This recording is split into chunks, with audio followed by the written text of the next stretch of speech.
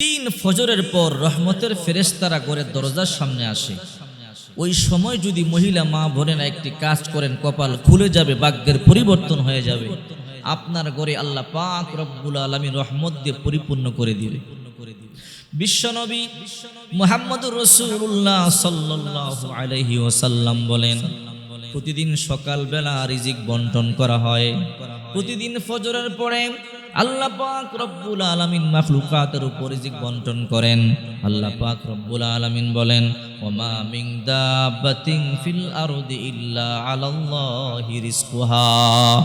আল্লাহ পাক রব্বুল আলামিন আসমান থেকে পৃথিবীর জানদার প্রাণীকে রিজিক দিয়ে থাকেন।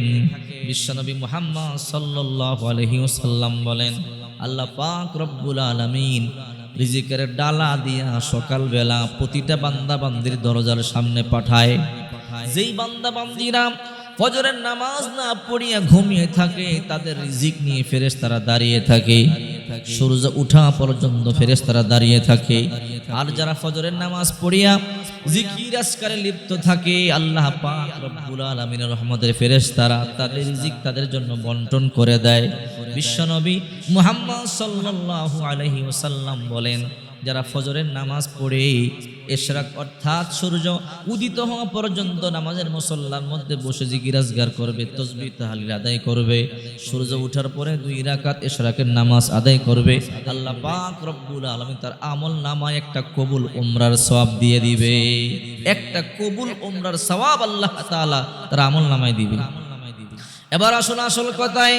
বিশ্বনবী মুহাম্মদ সাল্লাল্লাহু আলাইহি ওয়াসাল্লাম বলেন, প্রতিদিন সকালবেলা ফজরের পরে আল্লাহ পাক রব্বুল আলামিন রিজিকের ডালা দিয়া, রহমতের ডালা দিয়া প্রতিটা বান্দা বান্দির দরজার সামনে পাঠায়। যারা ফজরের নামাজ পড়ে ফজরের পরে জাগ্রত থাকে, তাদের আমল নামায় রিজিক বন্টন করা হয়। কিন্তু যারা ঘুমায় থাকে, ফেরেশতারা তাদের জন্য অপেক্ষা করে সূর্য ওঠা পর্যন্ত। যখন সূর্য ওঠা পর্যন্ত অপেক্ষা করে, তারপরও ঘুম থেকে জাগে না, ফজরের নামাজ পড়ে না। সূর্য যখন উঠে যায়, যখন রৌদ্র আলো ছড়িয়ে ফেলে, ফেরেশতারা তখন বলে, আল্লাহ কি করব? আল্লাহ তাদের রিজিক তো কেমনে দিব, তারা তো ঘুমায়। আল্লাহ পাক রব্বুল আলামিন বলে, রে ফেরেশতারা, যেই রিজিক আমি দুনিয়াতে পাঠাইছি আসমান থেকে, ওই রিজিক আমি আর ফিরায় নেব না। ফেরেশতারা বলে, আল্লাহ তাহলে কি করব?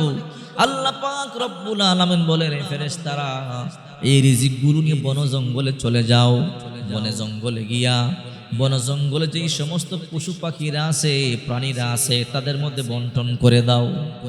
এই রিজিক নিয়ে ফেরেশতারা বনে জঙ্গলে চলে যায়। দেখেন না, বনে জঙ্গলে পানি নাই, শেষ কার্য নাই, আহারে সার নাই, পরিচর্যা নাই, তারপর কত বড় বড় গাছ, গাছের মধ্যে কত রং বিরঙ্গের ফল, এগুলো খেয়ে দিয়েছে। সুবহানাল্লাহ। এই রিজিক জঙ্গলার মধ্যে বন্টন করা হয়। পশু পাখি চাকরি করে না, ব্যবসা করে না, তারপরও কোনো পশু পাখি না খায়া মরে না। আল্লাহ তাআলা বলে, যে সমস্ত নাফরমানগুলো এখনো পর্যন্ত ঘুমায়, সূর্য উঠে গেছে, ফজরের পর ঘুমায়, যা যা তাদের রিজিকগুলো জঙ্গলার মধ্যে বন্টন করে দেয়। পশু পাখির মধ্যে, প্রাণীর মধ্যে, হিংস্র জন্তুর মধ্যে বন্টন করা হয়। এই জন্য সাহাবায়ে কেরাম বলেন, বিশ্বনবী মুহাম্মদুর রাসূলুল্লাহ সাল্লাল্লাহু আলাইহি ওয়াসাল্লাম আমাদেরকে বলেছেন, তোমরা সকালবেলা ব্যবসার কার্য সম্পাদন করো, সকালবেলা ব্যবসায়িক লেনদেন করো। সকালবেলা বরকতপূর্ণ সময়, এই সময় আল্লাহ পাক রব্বুল আলামিন রহমত বর্ষণ করেন। এই জন্য দেখবেন গ্রামগঞ্জে সকালবেলা বাজার জমে, সকালবেলা বাজার জমে। এটা কোত্থেকে আসছে? আরব দেশ থেকে আসছে। বিশ্বনবীর সাহাবীরা সকালবেলা ব্যবসায়িক লেনদেন করত। সকালবেলা ব্যবসায়িক লেনদেন করলে ওই লেনদেনের মধ্যে আল্লাহ তাআলা বেশি বরকত দেয়া দেয়। গ্রামগঞ্জে সকালবেলা দেখবেন বাজার জমে, টাটকা সবজি পাওয়া যায়, টাটকা মাছ পাওয়া যায়, টাটকা তরু তরকারি পাওয়া যায়। শহরে 10টা 11টা বাজে ঘুম থেকে জাগে, বাজারে গিয়ে দেখে পচা মাছ, ফ্রিজিং মাছ, আইস দেওয়া মাছ, সবজিও টাটকা পাওয়া যায় না।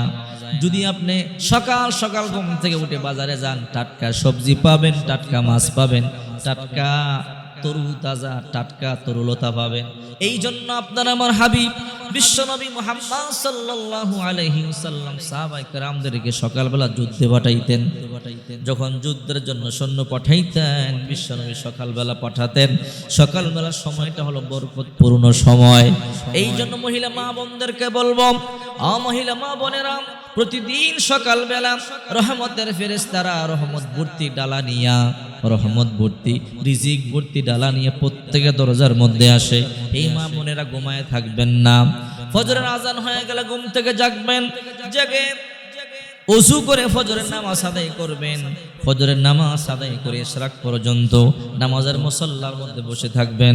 নামাজের মুসল্লার মধ্যে বসে বসে কোরআন তেলাওয়াত করবেন, জিকির আজগার করবেন, তাসবিহ তাহলিল আদায় করবেন, দুরূদ শরীফ পাঠ করবেন।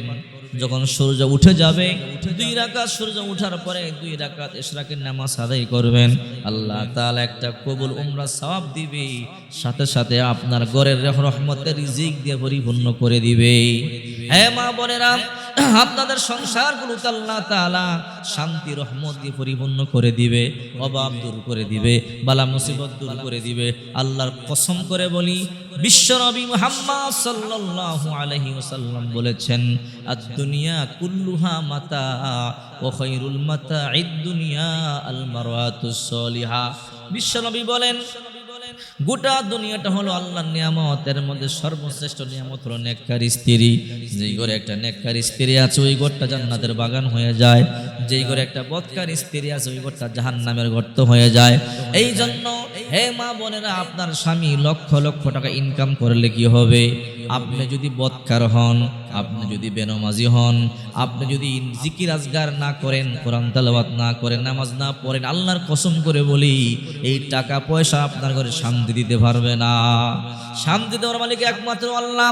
হে মা বোনেরা, যদি আপনার স্বামী ইনকাম কম করে, আর যদি আপনি সকাল সকাল ঘুম থেকে জেগে পবিত্র অবস্থায় কোরআন তেলাওয়াত করেন, ফজরের নামাজটা সময় মতো আদায় করেন, ফজরের নামাজ আদায় করে দুরূদ শরীফের আমল করেন, জিকির আজগার করেন, ইশরাকের নামাজ পড়বার পরে বিসমিল্লাহ বলে যদি আপনি ঘরের কাজকর্ম শুরু করে দেন, আল্লাহর কসম করে বলি, আপনার স্বামী ইনকাম কম করলেও আপনার ঘরে শান্তির অভাব হবে না, আপনার ঘরে রহমতের অভাব হবে না, আপনার ঘরে বরকতের অভাব হবে না।